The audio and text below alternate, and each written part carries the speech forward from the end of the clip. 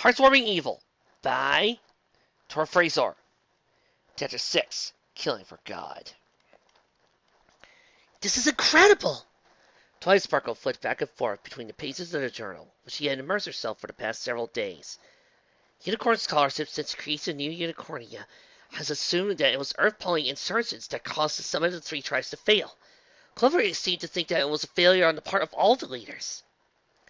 In fact, Twilight reflected, Clover the Clever, hero of the unicorns everywhere that she'd become, probably would have been scorned by the societies he helped create. Twilight didn't consider herself particularly soft on Earth ponies. She preferred to think of herself as a pragmatist. All three tribes had their place in society. The unicorns and Pegasi were above the Earth ponies was simply the way things were supposed to be. Clover the Clever, Twilight Sparkle's hero and inspiration for studying magic, had written in no uncertain terms her desire for cooperation on equal terms with all three tribes as a preferred solution to ending the wonder that had afflicted ponies in her time. To call Clover's journal a blow to Twilight Sparkle's view of the world would be a gross understatement. The more she read, the less confident Twilight felt she knew how Clover the Clever's story would play out. She hoped to find some clues as to how Clover the Clever and Princess Platinum had overcome the various challenges on their way to forming New Unicornia. Instead, Clover's journal was reading something like she expected to find hidden under Lyra's floorboards. Twilight put down the journal with a sigh and rubbed her tired eyes. She couldn't help wondering if somewhere in the library, buried beneath under another pile of inconspicuous documents, were journals for Commander Hurricane and Private Pansy. It wouldn't immediately be useful to her, but unsatiable curiosity had seized on uncovering what had really happened at the birth of New Unicornia. Maybe Rarity was having more luck with Princess Platinum's journal. Clover the Clever, being foremost an advisor, had far more liberty in her journal to opine and speculate. Perhaps Princess Platinum had concentrated on the statecraft that brought New Unicornia into being, and might save it from collapse. Twilight had hardly noticed a Spitfire fell in behind her on the way to Rarity's chambers. Sabra hadn't yet responded, officially or not, to their success in quelling the latest riot. But Fancy Pants' death weighed heavily on Twilight's mind. If Sabra's response was an assassin waiting around a corner, Twilight had to be ready. Most days, Rarity only had one guard outside the door to her chambers. As Twilight approached, she counted 12 guards. Normally, she would have been jovial, lengthening exchange with them about the goings-ons in their lives. Instead, while polite to her, they continued to watch, hard-eyed for any danger coming their way. Being under personal threat of assassination was no fun at all. How's the reading going? Twilight wasn't all surprised to find Rarity engrossed in putting his best plans in his journal. Rather disturbing, actually. Rarity slowly closed her journal. I always thought that Princess Platinum knew exactly what she wanted. I knew exactly what she was going to get it. Yet, here I am, reading about how she had no clue as to what she was getting into when she went into the summit of the three tribes, and how she agonized over the decisions in front of her. I know the feeling. Twilight sighed. Clover the Clever would love Lyra if she were here today. They both think the Earth ponies should be afforded equal status to the unicorns and Pegasi. These are Clover the Clever's and Princess Platinum's journals. The preservation spells on them were cast by Starswirl the Bearded himself. We're talking about the figures of myth and legend here. And it turns out they were just as clueless as we were. Well, not entirely.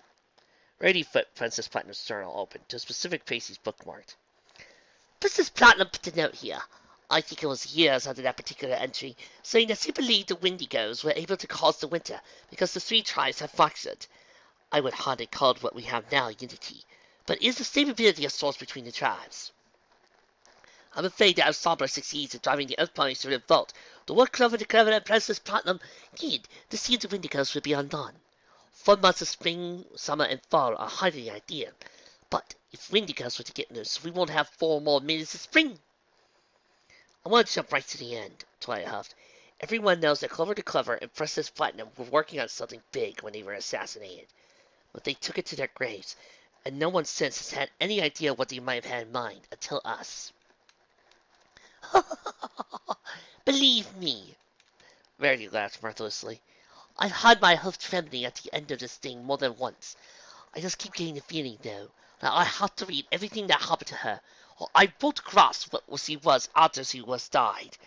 Oh, I do have some good news. I waded through about 3/4 slips of paper. Well, I think the transfers for those 2 pigs that you told me should come through before long. I'm afraid, as the head of my guards, you have to sign enough papers to build yourself a new desk. Totally worth it. Twilight smiled. And speaking of worth it, I've been thinking, and I might come up with a big improvement to what we're doing. Do tell. Twilight could tell Rarity's divided attention. We've been thinking that the best way to defuse Sombra is to get the Earth ponies out of his way, right? Well, Spitfire said something that got me thinking. Why don't we get the Earth ponies way out of his way? As in, the Earth ponies should have left Platinum City weeks ago. So, let's help them go. And not necessarily back to their lords and ladies. Instead, let's send them to nobles out in the countryside who are on our side. Gets them away from Sombra, and makes sure we have the food we need to keep things stable. It gives nobles who support you more power, might help swing the council your way. Thought is certainly attacking the disease rather than treating the symptoms. So I could firstly see the gears turning in Rarity's head. I do, however, have one big concern. Our forces, such as they are, for such an endeavor, are quite limited. Do we really have the ponies to pull this off? If you asked me a week ago, I would have said no. Then I saw them all in action. I can hardly believe that we stumbled across a group of ponies who are so good at what we're asking of them. But I'm not going to question our good luck. I think we can have Lyra, Bonbon, and Pinkie Pie running one group while Fluttershy and Rainbow Dash run another. At a few hundred Earth ponies per group, it won't be long before we got enough out of Platinum City and out of Somber Streets for his whole plan to come tumbling down. Rarity thought for only a few seconds before speaking. I've always trusted you with matters like this, Twilight. So you think this will work? Then let's do it. How can you get from this first group of ponies out to Platinum City? If you like, Twilight said, I can head straight to Lyra and take her down to Dirtville to see if they can happen, and how soon. What are you still waiting around here for? Rarity seemed genuinely surprised Twilight had already rushed out of her room. If you put this off, you'll have all the time in the world to memorize Clover's journal, and then I'll let you have Princess Platinum's. There was plenty enough motivation for Twilight to set a personal record as sneaking out of the palace. Lyra gulped down the last of her haystack with a contented sigh. She had seen the last of her customers for the day, and with tomorrow her one day off per week, she was looking forward to do a day what she wanted. Maybe she could visit Bonbon without the fate of New Unicornia hanging in the balance. Maybe she could spend the day reading medical journals, or getting some practice in, maybe. She grumbled as she heard the door open, and she could teach her ponies how to read a close sign. Should she try a diatribe on flutter ponies or humans? Or maybe she could come out walking on her hind legs. No, she had to see what kind of ponies she was dealing with. Some of those nobles thought they were above all the rules, and with the kind of bits they sold out, she was willing to open them regardless of what the sign on the door read. No! She sighed, and the accusatory hoof pointed at Twilight Sparkle. She saw the court sorcerer standing in her store. I was in Dirtville just 3 days ago, watching Bonbon going out that door, wondering if I would ever see her again. It's bad enough she's stuck living on the streets that double as toilets. I don't care who you are. I'm not going to let you make that her grave. Twilight Sparkle gave her a look, as though she'd been called worse in her time. I thought we went over this already. I'm likely to end up dead way before Sombra even starts thinking about ponies like Bonbon. Anyway, as much fun as it is going back and forth with you, I'm actually here to talk to you about an alternative to sending Bonbon out the door, wondering if you'll ever see her again. It still won't be safe, not by a long shot, but it should be less dangerous than what we've been doing. Lyra stared back with eyes full of suspicion. And by alternative, do you mean something other than racing the guards into the worst areas of Dirtville? Would you believe me if I said yes? Twilight Sparkle fluttered Lyra's cloak to her. Now come on, I'd rather not explain this new plan twice. Lyra didn't know why she kept following Twilight Sparkle. It was just headaches for her, put Bonbon in danger, and it was a miracle her business hadn't collapsed into one of the snowbanks that didn't get cleared nearly often enough during the winter. No, she knew perfectly well why she was heading down the icy streets of the Pegasus part of Platinum City, as the spring blizzard started to swirl snow down from the sky. Bonbon dreamed of being able to come up into the unicorn part of the city and visit her without anyone caring what kind of pony she was. Lyra would march down into the sewage and trash-colored streets of Dirtville, behind Twilight Sparkle, a million times over to see Bonbon's dreams come true. The guards at the wall had more or less retreated into the gatehouse. Most likely didn't notice two more ponies wrapped up into the cold crossing back into Dirtville. The only good thing about the blizzard, Lyra thought, was that it kept down the stench of unwashed ponies, and of unwashed ponies dumping their sewage into the streets. The first time she come down here to see Bon Bon, she nearly emptied her stomach for the stench. Twilight Sparkle had clearly gone over any jeers she had about being in Dirtville. She walked purposely down the streets, making the turns to Bon Bon's shops without pause. Twilight's confident, driven stride marked her not as a normal to Dirtville. Lyra couldn't help but thinking that her own determined gait likely marked her as an outsider as well. Before Lyra could give the matter much thought, Twilight Sparkle had magically undone Bon Bon's lock and stepped inside her darkened, closed shop. Bon Bon, Lyra called out, not wanting to be mistaken for an intruder. It's me. Twilight Sparkle's with me, too. She'd like to talk to you about something. Mama's head poked out from behind her counter. She was holding up a positively wicked-looking knife Lyra had known she owned. So that wasn't bad enough. Lyra then jumped on a soft bump behind her, only to whirl around and find a sheepishly smiling Pinkie Pie behind her, holding a cord of baling wire that could easily strangle an unwary intruder. We come in peace! Twilight Sparkle seeing into Lyra, as cold as the ice that was starting to pile up outside. Sorry. Bon Bon slid the knife back behind the counter. Pinkie Pie's had a full body twist this afternoon. According to her, that's Pinkie's sense for a doozy coming our way. When the storm started coming in and I closed up shop, I figured a doozy must have meant a thief. Some of the Earth ponies who haven't made it out Platinum City are starting to get pretty desperate about food. So, we figured it would be better to be ready for trouble if we were going to head it off. Pinkie sense? Twilight tested a word. Right, Lyra thought. Twilight Sparkle didn't know Pinkie Pie very well. Whatever. How would the three of you feel about gathering together a band of Earth ponies, say 300 or so, and getting them out of Platinum City to somewhere they'll be safe? I think you'll start another riot, Bon Bon said. There are a lot more than 300 Earth ponies who want to get out of the city, more than life and limb. Literally. If you go telling them that they have to pick and choose who stays and gets hauled off to a penal colony the next time, you can't pull a quick one. This isn't a one-time thing. Twilight Sparkle used her horn to cast a light into dim magenta light. At least I'm hoping it won't be. I want you to take those 300 Earth ponies to Ponyville. My brother is in charge there. Woo! Shiny! He'll be happy to have 300 extra ponies working the farms. If it works there, I'll get in touch with other nobles who will welcome the extra help. I did some homework, and I noticed that most of the Earth ponies still here are from lands ruled by nobles who lean towards Sombra. If we can find them work somewhere else, it'll be a win for all of us. So why am I here? Lyra asked. I can't exactly go door to door asking Earth ponies if they're here illegally and they like to escape Platinum City. That would be a great way for me to end up dead. You're here for Ponyville. Twilight pulled some paper and a quill from the top of Bon Bon's counter and began to write on it. Ponyville is pretty calm as far as relations between the three pony tribes go, but 300 Earth ponies showing up without any notice will probably freak even them out. I need you, a unicorn, to talk to my brother and make sure he knows what I'm up to and what I want him to do. I've written it down here, but if the letter gets lost, or he has more questions, then I'm counting on you. How soon can you get those ponies out of here? Like I said. Bon Bon reached into her office to pull out her heaviest cloak.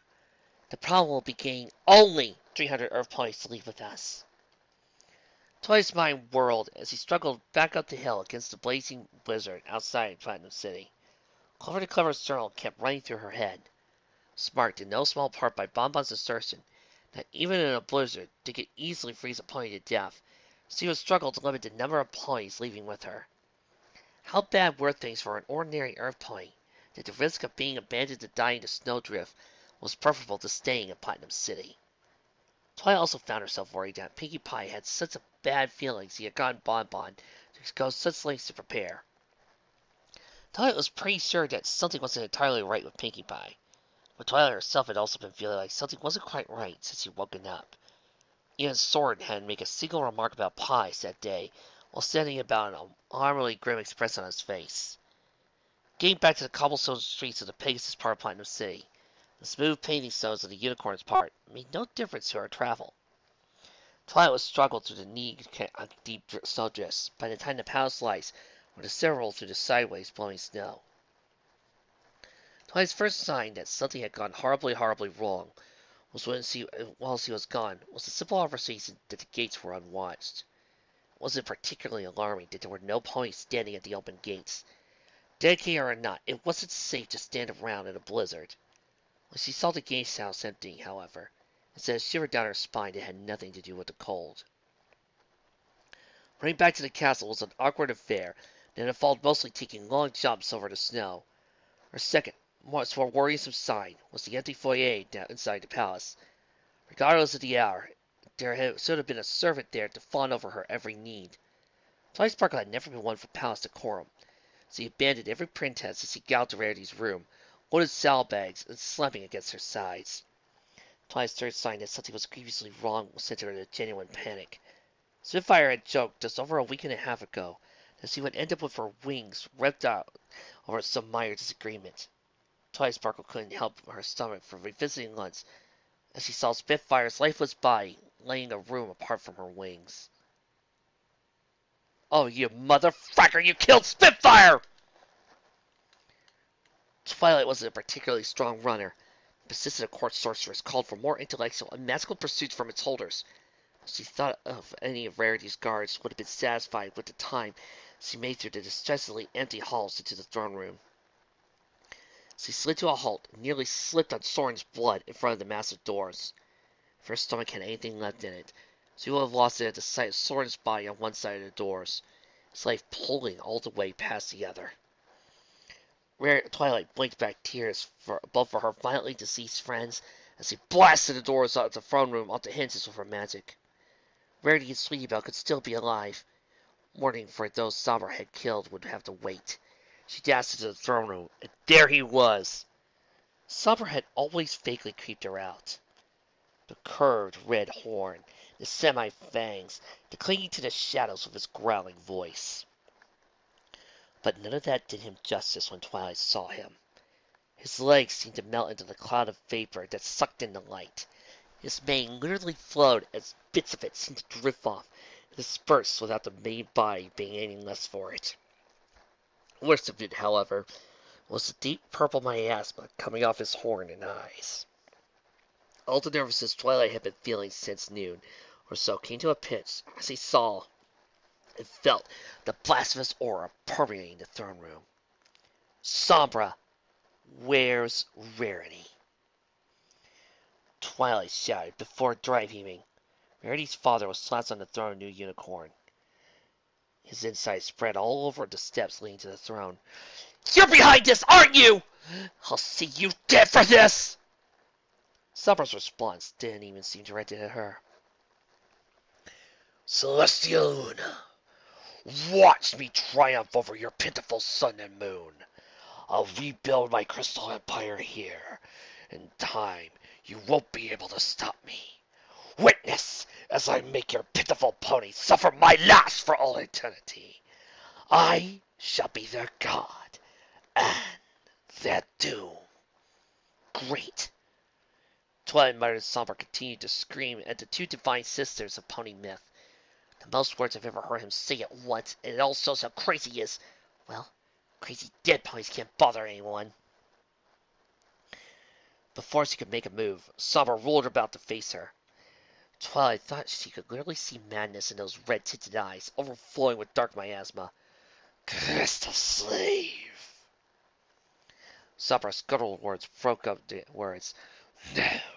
Rebel. Dangerous. Kill." Oh, this is not going to end well.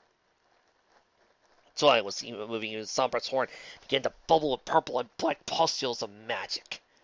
The bit of floor she had been occupied erupted in black crystals that seemed to suck in light.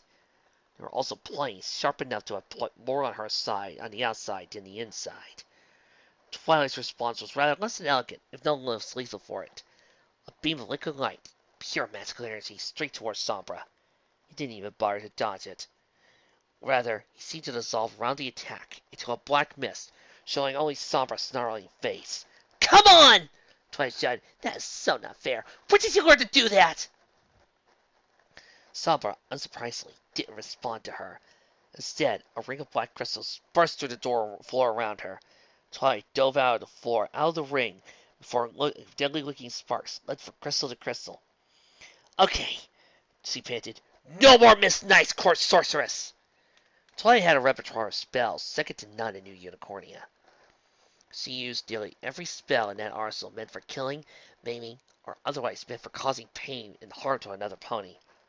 None of them seemed to bother Sombra in the slightest. His crystal base on the solid the other hoof led Twilight with several nasty cuts dripping from the blood to the tile floor.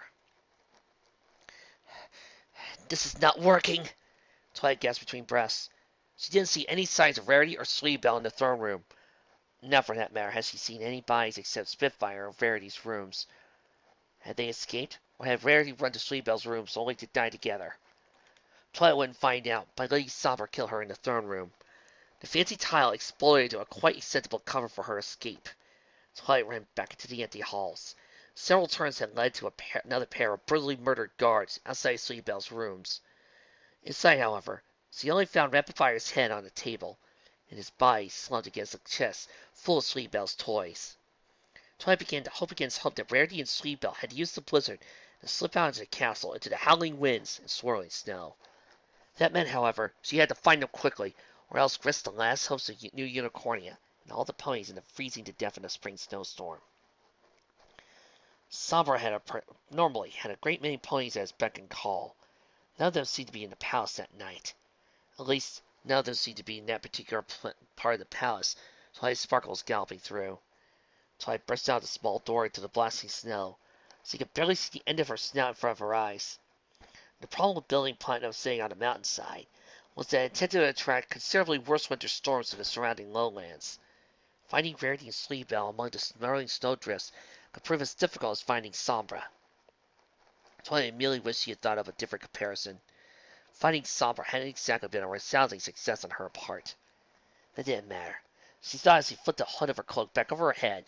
She searched Platinum City until she found Rarity and Sleebell, or died trying. After a long day where not a lot had gone right, Twilight had a lucky break. She found two troughs in the snow, one large enough to accompany a full-grown mare like Rarity, the other small enough for a filly like Sleebell. Neither of them particularly knew how to move around in the snow. Twilight immediately set off after them, with great leaping lopes that her covered the ground and snow-covered streets of Platinum City. Oh man, I wish I was an alicorn! Unfortunately, spotting two white ponies against a constantly shifting background of white was exactly the definition of an easy task. Even if they had worn their darker colored cloaks during their escape from the palace, they would still be swallowed up by the walls of snow swirling through the darkness. Twilight lit her horn with a bright light to see farther. That didn't exactly accomplish much. The blowing white snow merely reflected most of the light back right into her eyes. She kept her horn lit after blinking back tears that threatened to freeze in the cold. Even if light didn't do much to let her see further, it might let Rarity or Sleebell see her in the blowing snow. Twilight scarcely heard her name through the howling winds. It was only several repetitions as she actually turned her attention to a voice sounding her through the snow. Leaping awkwardly through the snow, Twilight ran as much as she could through the sounding pony that she hoped was Rarity. Rainbow Dash and Fluttershy weren't what she was hoping for, but they were a welcome sight for sore eyes. Twilight! Rainbow Dash panted under her heavy winter armor. Lightning Dash showed up this afternoon, and she seemed to assure us the sun's going to come up tomorrow, and that she didn't have to worry about you or Rarity when she started tin-potting tyrants all over the place. Fluttershy figured that meant something bad was going to happen, so we kind of went AWOL to find you. Twilight noticed that Rainbow Dash failed to refer to Rarity as Princess. Noticed it didn't care one bit.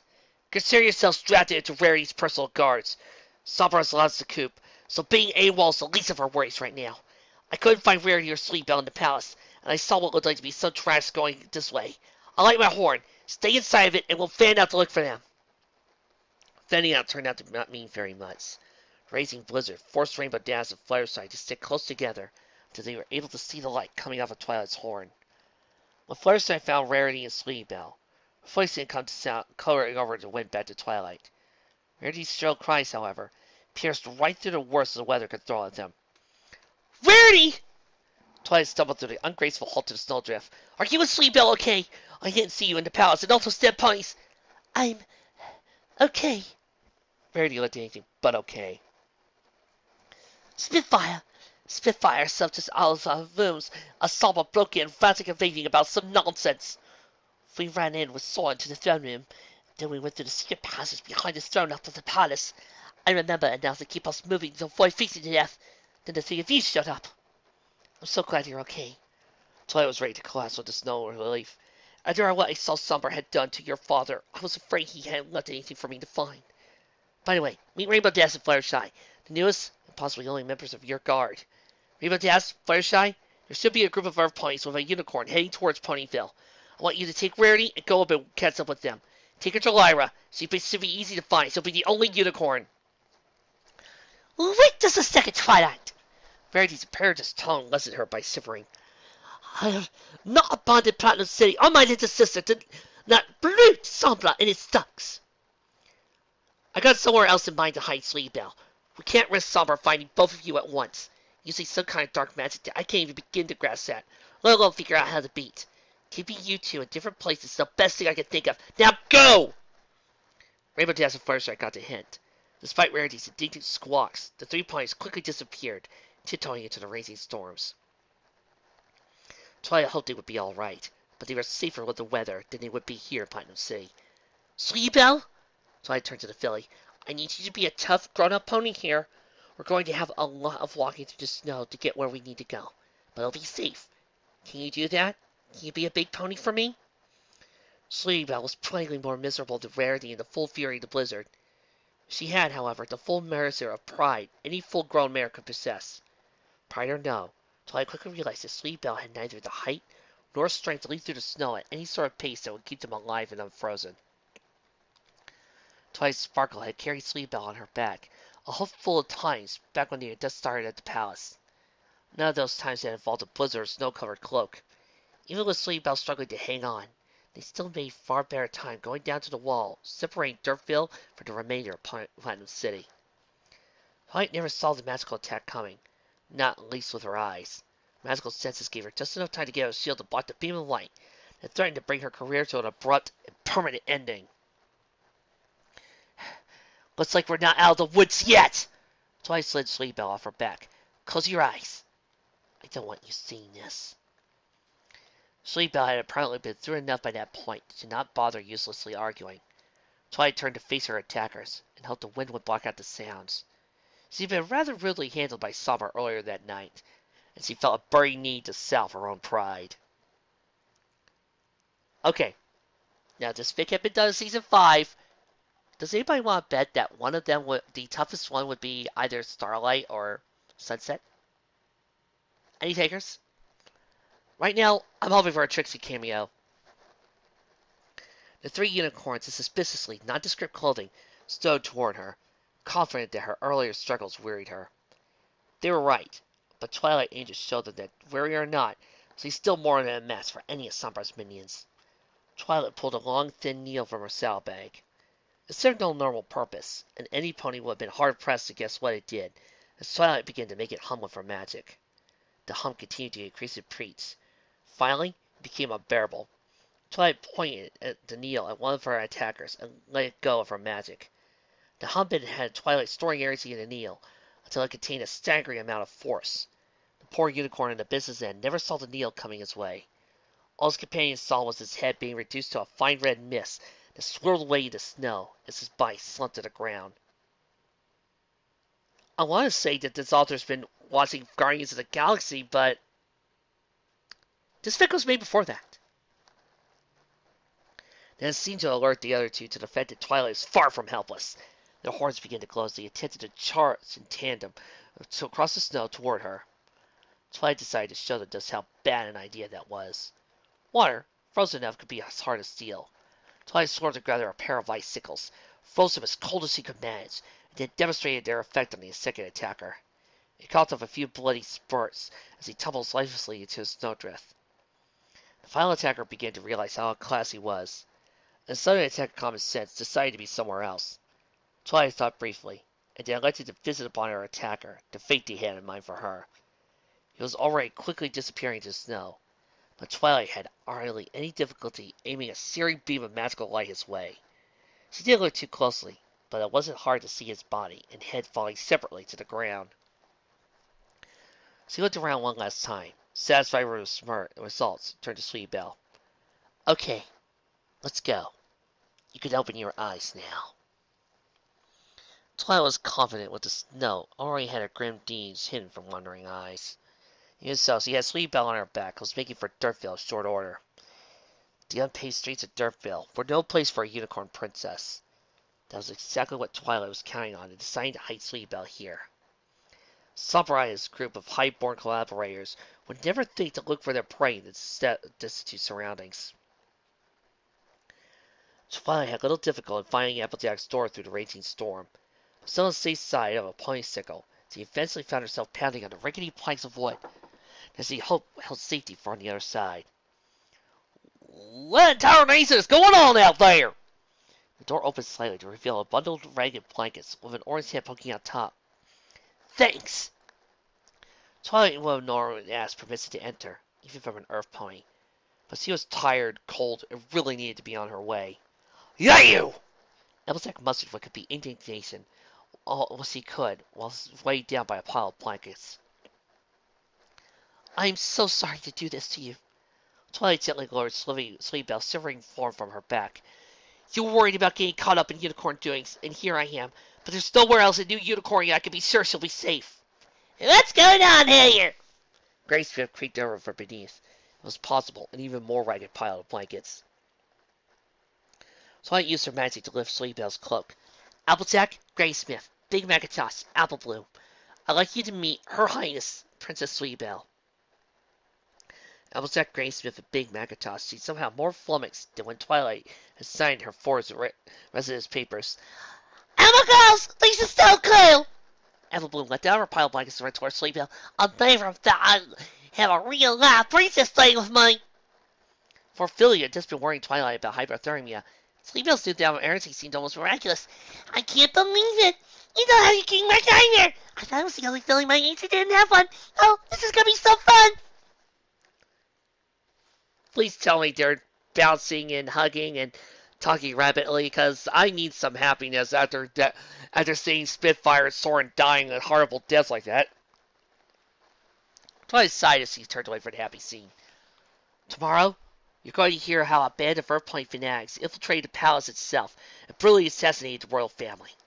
You'll probably also hear how they did such horrible things to the princesses that their bodies can't even be shown. Except for the part where the Unicorn King is dead. That's all lies. Rarity's already out to sea. But if somber fights are here, then you can expect that part of the royal family will be soon said enough. This is way over my head. Applejack freed a hoof to rub an imaginary headache. Are you saying that this is the safest place in all New Unicornia? For now, yes. Twilight reached in her cloak, brought out a bag and sheet of paper. This is a list of all the guard posts out of the city, and what should be more than enough to bribe your way out if you need it. The most corrupt cards I know are a pair of brothers named Flim and Flam. If they haven't sold their own mother out yet, it's probably because they haven't found a buyer. I hate to run you out again like this, but the longer I'm here, the more danger you're in. If you do have to run, make for a place called Ponyville. Wait just a second! Twilight stopped over a groan as Applejack imposed herself between Twilight and the door. Twilight had been expecting some lecture about dumping unicorn problems on Earth ponies, struggling to find enough to eat. What she got was Applejack putting a hat and cloak that appeared to be several cloaks, too worn to use snugly sewn together to be a passable sheet of clothing. Sounds like all us Earth ponies have a heap of trouble on our way. You just made sure we're public enemy number one Platinum C. Now, I ain't about to turn the faceless filly out into the cold. But if we're in as much trouble as then, doggone it, we're gonna earn it. What I'm saying is, I'm going with you. Yeah! Fine. So I didn't nearly have enough time to argue. But you better be able to keep up. We've got a long way to go. Racia? Applejack threw open the door, and with a wave to her family, bolted out of the corner. Sweet Belle! Twilight paused the door. Be good, stay outside, don't let anyone know you're here. Twilight slammed the door with her magic, took off Applejack into the swirling snow.